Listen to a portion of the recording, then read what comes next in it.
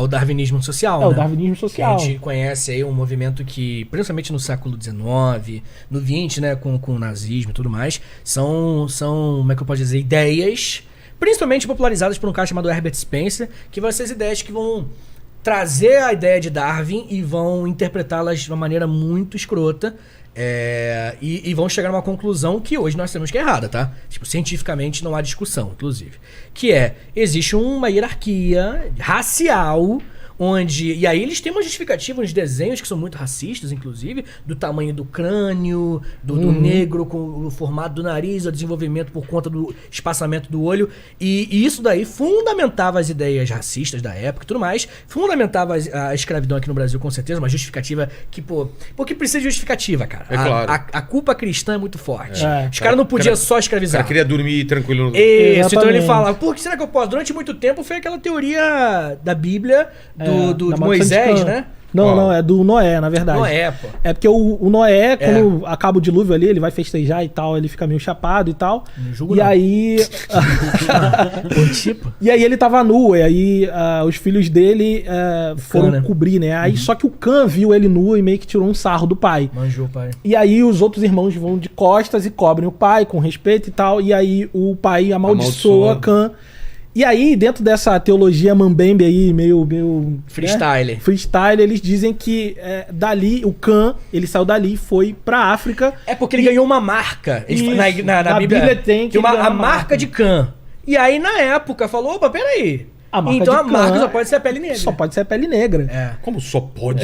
Bem-vindo ao século XVI, cara. Na dúvida, só pode ser Só pode ser preto. pele, E aí disseram o quê? Porque até a gente fala assim, quando a gente fala, o cara é antissemita, né? Porque ele é filho de Sem, que é a galera que... O Sem é um dos irmãos que deu origem toda essa galera judia e tal.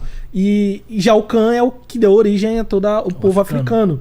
Então, dizer que essa faz justificativa. maldição... Entendi. E aí diz assim, não é que a gente quer escravizar eles, é porque tem uma maldição dada por Deus que dizem que ele tem que servir os irmãos. É aquela palavra que entrou na moda recentemente, que é narrativa. A narrativa criada foi essa. E aí, quando no século XIX, século XX, a gente estava num momento onde as ideias iluministas vieram e uma elite intelectual começou a, tipo assim, não acreditar nessas perspectivas bíblicas como uma regra, né? Tipo assim, tem algumas pessoas não acreditavam, normal, né? Eles procuraram uma justificativa científica. E aí veio o racismo científico com o darwinismo social. Que o produto mais direto e mais famoso é o nazismo, né? Então, assim, essa galera vai... Não temos a escravidão, porque a escravidão, além de um modelo de trabalho, de produção de riqueza e tudo mais, ela também era um modelo de sociedade, de controle social. Então a gente consegue manter as pessoas nos seus devidos lugares.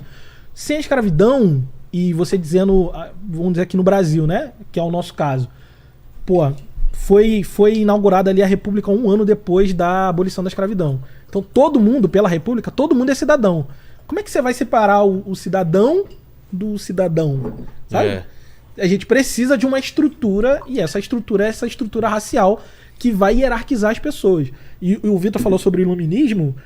Dentro do iluminismo, Kant, Hegel e uma galera dentro da filosofia também vai justificar a escravidão, dizendo que as pessoas negras eram inferiores, elas não conseguiram construir sociedades tão complexas quanto as europeias e por isso elas mereciam ser escravizadas. Então, por isso é tão ofensivo quando você chama uma pessoa de macaco, quando você animaliza uma pessoa negra chamando ela de algum símil, porque isso é um produto dessa época. Porque acreditava-se que a pessoa negra ela estava muito mais próxima na evolução. As características físicas. Aí é o argumento dos desenhos que eu falei.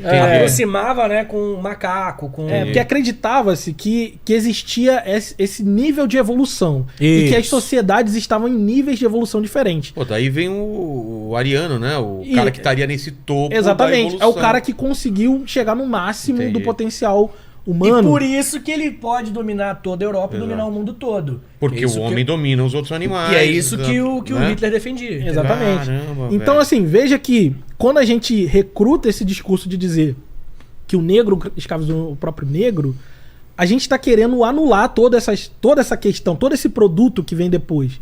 Então, assim, por mais que ele não tá dizendo uma mentira, né, estrito senso ali, ele não tá dizendo uma mentira, só que falta um pouco de cuidado, ele tá sendo desonesto e ignorar todo esse produto que é o produto da escravidão, né? Dá um exemplo, imagina, por exemplo, se a gente chegasse pro inglês e falasse, essa porra nazista aí, esses franceses nazistas aí. Ah, esses italianos, tudo nazista. Os caras, pera aí.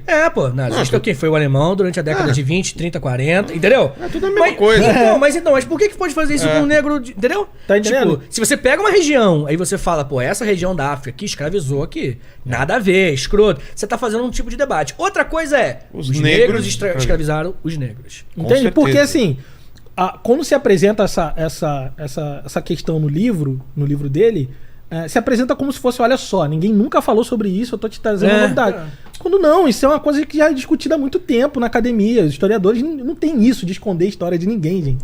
E fica aqui claro, não existe... É até importante a gente falar como é feita a história. A história, ela não é dada, né? Tipo assim, a gente... Né? Um dia um livro cai do céu e tá... Não, o trabalho do historiador é um trabalho de investigação, é investigar o passado. E a gente trabalha com fonte histórica, a gente trabalha com cruzamento, tem um monte de metodologia científica que precisa ser obedecida, de maneira que eu, pesquisando hoje, 2023... possa ser possível o cara lá em 3000 e tanto refazer o caminho que eu fiz para comprovar se aquilo que as conclusões que eu cheguei são acertadas ou não. Então, por isso que exige método.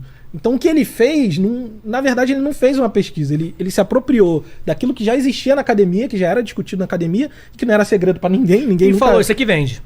E aí... Porque é uma justificativa. Mas... Entendeu? E a gente também tem que entender o momento histórico que foi escrito esse livro, né? A gente tava vivendo um momento onde havia uma discussão sobre cotas raciais. Começa a se acirrar os ânimos entre esquerda e direita, e aí... Deu no dia de hoje. Exatamente. Deu no que deu. E tem essa direita, naquele momento, uma direita crescente, né, mais popular, mais memética. Uma direita radical ainda sem um representante. Sem o seu grande representante. Isso, justamente. Então esse livro, no caso, Guia Politicamente Incorreto da História do Brasil, ele nasce nesse momento para atender essa expectativa de confronto. Olha o que a esquerda tá querendo te esconder. Quando, na verdade, quando a gente vai para dentro da academia estudar, a gente não tá muito ligado nisso aí. A gente tá ligado na história, nas fontes históricas. É claro que cada um vai ter historiadores de direita e de esquerda. Mas a academia, ela filtra esses vieses. Porque a academia, ela é justamente o lugar onde todos os vieses vão se encontrar, vão ser testados, colocados à prática. Exatamente. E o que passar nas bancas, o que passar entrar nas revistas, vai ser... Vai ter decantado até... Exatamente. Então, assim, se você joga um viés no seu trabalho, ele não passa na banca, filho. Começa por aí. Passou da banca porque os professores são tudo meio doido? Do nada. Alguma coisa aconteceu, os doutor lá deu mole. Passou, vou publicar numa revista gigante. Não vai publicar, meu irmão. Que tem muito mais doutor lá com medo de você e com muito mais artigos pra publicar. Então ele vai botar o que ele confia, o que ele acha, bem fundamentado. Meu irmão, não tem essa discussão. Um exemplo disso é um historiador que ele é muito respeitado dentro desse tema da escravidão, que é o Manolo Florentino. Ele faleceu, inclusive, se eu não me engano. E ele tem alguns livros escritos que, assim, todo mundo tem que pagar o pedágio no livro dele, que ele tem pesquisas sobre número e tráfico negreiro que são muito sólidos. Só que ele era um cara notoriamente de direita, contra cotas raciais, enfim, mas só que isso não impede que o trabalho dele seja um trabalho sólido de história e que vai ser usado por todos os historiadores. Então o ponto é que a história, ela não é dada, ela é feita a partir de pesquisa, exige método, exige fonte, e um bom livro de história, fica aí a dica pra você que vai comprar um livro de história, um bom livro de história, ele diz da onde ele tirou, aonde está a fonte dele. Foi lá no Arquivo Nacional, na pasta tal, da folha tal, vai estar lá, o cara vai referenciar tudo, esse é um bom livro de história. O cara que não vai te dar muito esses elementos, pode confiar que pode ser furado. Provavelmente é miguezão. Tem historiador e tem jornalista aí que escreve livro de história que bota os artigos de Wikipédia, assim, bagulho feio demais. Não, papo reto. Mas enfim, não vou entrar nessa. O lance é que o Vilar perguntou pra gente, Thiago, quando que começou a escravidão aqui no Brasil, né? Todo esse contexto. Mano, que se demole, essa dupla aqui, meu irmão, fala que nem maluco. Mas antes de começar isso, eu queria abrir só pra uma pergunta, Paquito, porque eu preciso fazer um xixi, então a pergunta pra eles. Vamos lá. O Gustavo Martins, ele mandou aqui. Fala, André. Sua oficina de como contar boas histórias foi foda. Vai ter parte 2? E Vitinho, Quais são os próximos passos do Vitinho Verso? Abraço do seu mineirinho favorito. O Gustavo, pô. Beijão, Gustavo. Cadê aquela linha, né? Beijão, Gustavo, tamo junto. Primeiro você, meu querido. Pô. Não, vai ter. No momento eu acabei de ter um filho, né? Então as coisas Spoilers. ficam complicadas, né? Nasceu historinha, filho. Acabou de nasceu historinha preta Nasceu e historinha aí preta. fica um pouco mais difícil de fazer as coisas acontecerem. Mas a gente quer fazer. E essa oficina que ele tá falando é justamente a gente tem esse trabalho que é chato, né, do historiador, que é tipo assim, arquivo e tal, e esses textos muito duros. E o nosso papel, tanto meu quanto do Vitor, é fazer isso ser um pouco mais palatável, sem perder a profundidade, sem perder a seriedade que exige cada um desses temas.